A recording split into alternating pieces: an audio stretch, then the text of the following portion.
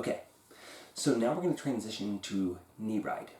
Now, for knee ride, I've got this side control position, right? The same position that we've been working on so far and we've been working from. Now from here, since we're doing it in a kind of a no-gi scenario, I'm not going to try to grab the belt or anything. I'm just going to kind of cup their hip a little bit, and I'm going to drop my tricep down onto that hip. I kind of want my arm pretty far back because I don't want them to be able to get that knee in again. That's going to kind of potentially stop me. And so all I'm going to do here is I'm going to start to slide that knee up, right? And I'm going to come over here so you can kind of see that better. When I come up, notice that I'm not, right? I'm not creating all this space that he can start to escape from. I actually want it to be as close and connected as I possibly can in that transition. So, pressure. Pressure's down on the shoulder. Connection's right here. Connection right here. Connection right here. I'm rooting in the ground through my knees. Where you're going to lose positions most times is going to be in that transition. So, when I am trying to go into this knee ride, I want to slide up, right? I don't want to hop up. And so from here, I'm going to come and I'm going to push on this shoulder, right? So I got that, come up, and I come up here. So you see that my leg is up, right? I've got it up and it's posted. And even though I could, divide my weight here, and there's going to be instances where that might be the case, right? If I want him to turn in because I want a cue for a Darce choke or something like that, and I want him to turn in, I might move my weight off a little bit so he's like, ooh, I can escape. And then I can start to go for that Darce choke. But anyways, so you see the angle of my knee. So in a tournament, in an instance where I really, really want to get a submission and I really want to drain him fast, all my weight is going into his solar plexus, this little space right here, and I'm driving into that. If, I'm just trying to wear him out because I just want to use this position for control, maybe I'm going to angle off that a little bit, and I want him to think that he can actually get out of this position. So, my hands are here. Now, this is kind of the most important thing here. I've created this. There's a little box of his body, and so what we're looking at is here's the point of his hip, the point of his shoulder, the point of his shoulder, and the point of his hip, right? If I'm back here, I'm outside of that point, it's going to be very easy for him to sit up on me and roll me backwards and start to pass my guard, right? If my head's out here, yes, I've got this post, right? But I'm losing it if I have to maintain like this because I don't have control anymore. Right?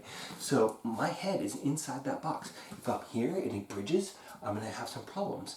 If I'm out here, right, he can potentially sit up into me, right? And we talked about that a little bit.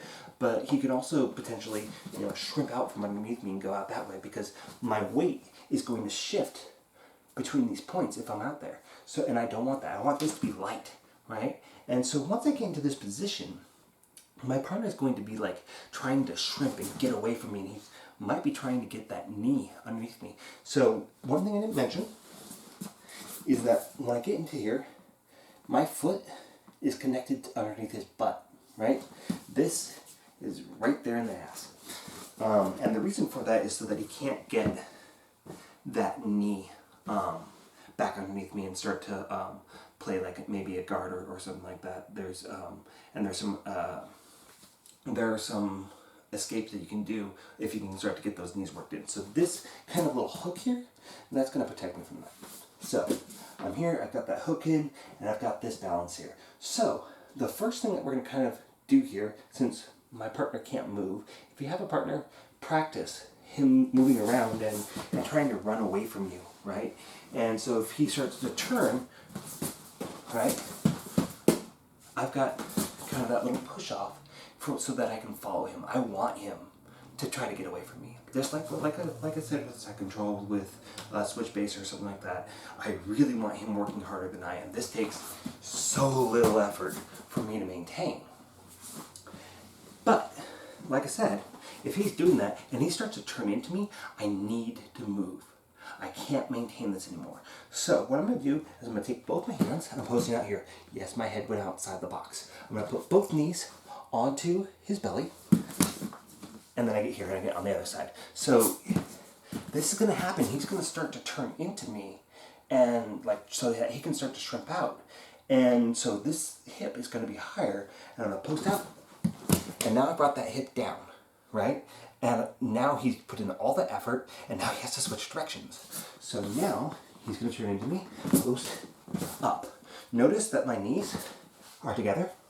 I'm getting my heels as close to my butt as I possibly can. I'm grinding into them. That's a douche thing to do, but you know, this is jiu-jitsu. So I get here, and I post out, right? And I'm getting back into that same position.